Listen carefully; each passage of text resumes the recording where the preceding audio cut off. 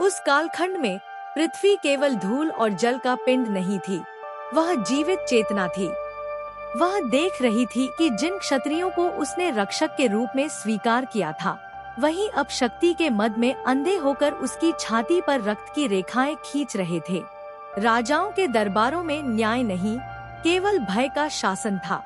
ब्राह्मणों के आश्रमों में शांति नहीं, सैनिकों की पदचाप थी।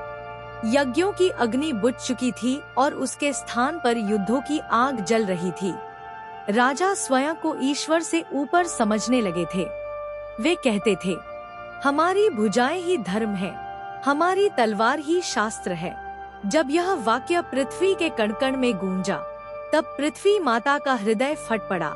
उन्होंने देवताओं से करुण पुकार की, यदि मेरे रक्षक ही भक्षक बन जाए तो मुझे किससे रक्षा की आशा रहे।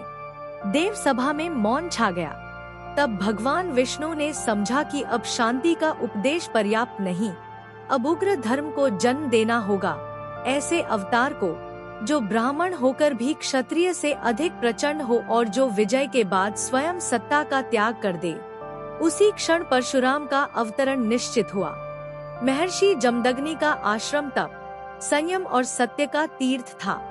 वहाँ न सेना थी, न वैभव, पर वहाँ थी कामधेनु, जो यह दर्शाती थी कि संयम और तप से ही समृद्धि उत्पन्न होती है। उसी आश्रम में परशुराम का पालन हुआ, जहाँ उन्होंने सीखा कि शस्त्र से पहले शास्त्र का स्थान होता है।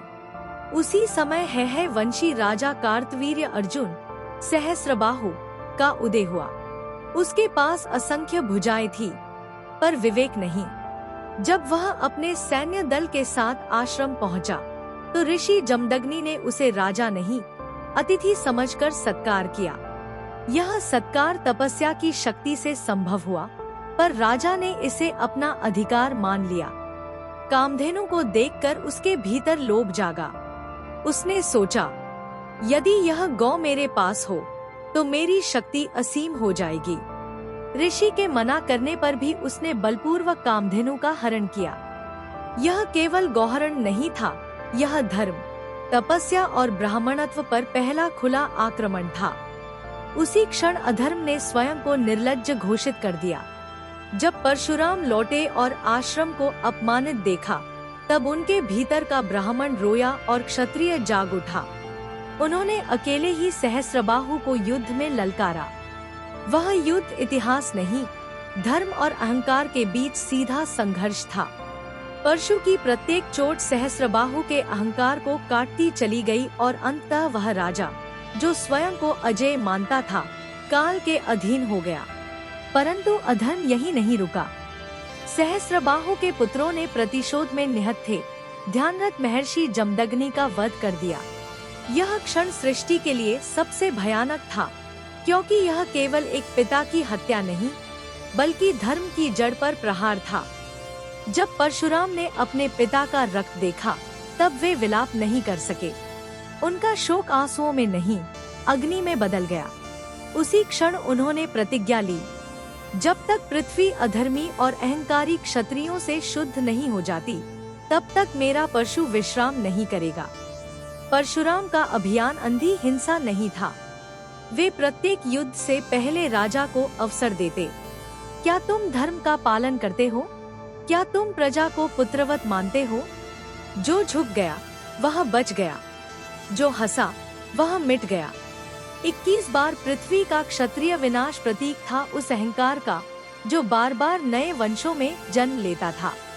यह संख्या बताती है कि अधर्म केवल एक बार नहीं मरता, उसे बार बार शुद्ध करना पड़ता है।